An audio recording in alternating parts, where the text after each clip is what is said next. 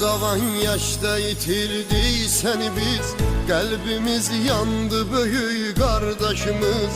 Canımı düzlüğe kurban verdin, bozmadın andı böyük kardeşimiz. Hüseyin eşki ile ömrettin, geçti ömründe ibadetle senin. Şanlı şöhretli adın tarihte, yaşayar daim adaletle senin. Ey Ebelfez kimi gözden yaralı, senin eşkin yetirer fezle seni.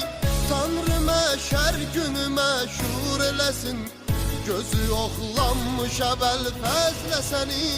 Gözü oxlanmış Ebelfez. Talış Nəsirov təqdim edir. Ağuşuna aldı seni, aşıkların ne kadar kan ağladı. Sen elə değerli bir insan idin, senin üçün Azerbaycan ağladı. Nüfusun alemi heyran koydu, sene göylerde melekler ağladı.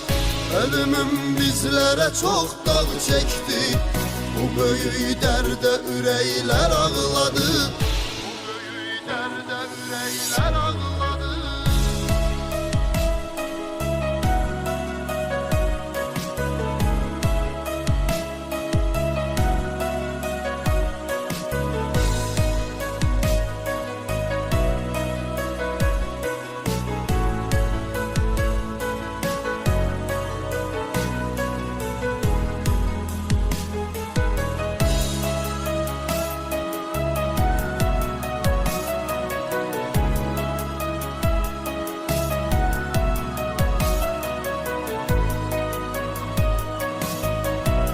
En yeni mahnıları yalnız Roy.az saytında dinleyebilirsiniz.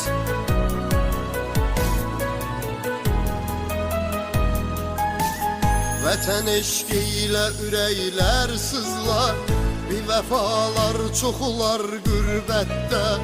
Nə biləydi vurular qardaşımız, bizə qardaş sayılan dövlətdə. Məzluma acizə qardaşlıq edən, sən idin arxada yağ milləti və düzə qidənlə qazandın dəyəri.